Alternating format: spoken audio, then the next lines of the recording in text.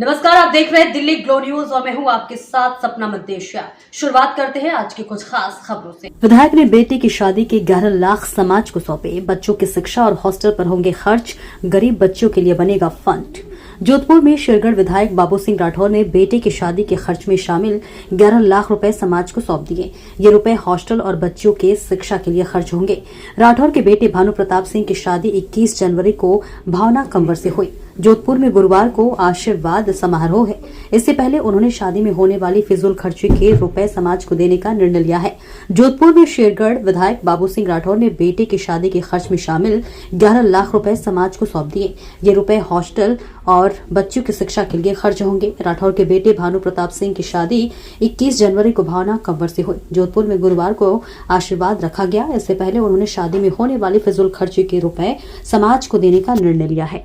और अभी शादी हुई है बेटे की, मेरा ज्येष्ठ बेटा है, तो उस शादी में भी हमने दहेज के लिए उनको मना कर दिया और टीके के लिए भी पहले मना कर दिया था। अभी नशा मुक्त, मतलब हमारे समाज में ये टेबलें लगती है, शराब परोसते हैं, तो वो सारा फिजूल खर्चा हमने बंद करके, और जो गरीब बालिकाएं हैं उनके पढ़ने के लिए हम दोनों परिवारों ने मिलकर के 11 लाख 5 लाख रुपए बाड़मेर में बालिका छात्रावास बनेगा उसमें दिए।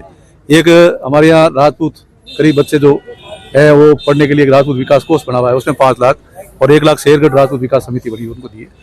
11 लाख रुपए वो भेंट कर दिए। तो ये फिजूल खर्चा जो वैसे ही होता तो पैसा बचा है उसको कहीं न कहीं सदुपयोग हो उसका, और उसमें हमने इसको डोनेट किया है।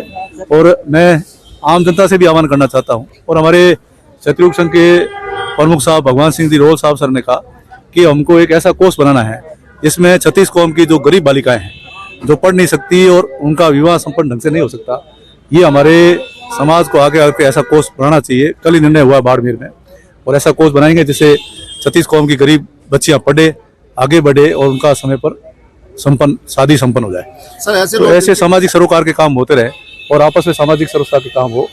तो शादी में भी 36 कौम के जब लोग आए तो एक ही जाजम पर बैठ के सबने एक साथ भोजन किया, तो सामाजिक समरसता की संदेश हमसे जाए। तो ये एक पहल थी जो हम लोगों ने मिलकर के की, और इसको सबने सराहा भी है और उसका स्वागत भी किया। सर, दहेज लोभियों के लिए क्या संदेश देना चाहेंगे? अब जो दहेज के लोभी होते हैं वो तो फिर बालिका को खरीद के लेके जाते हैं।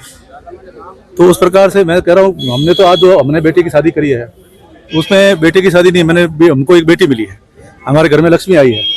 मेरी धर्मपत्नी जी, हम दोनों ने बड़े प्यार से कि हमें एक बेटी मिल गई है तो उसको बेटी की तरह ही उसकी परवरिश करेंगे और वो हमारी बेटी की तरह ही रहेगी।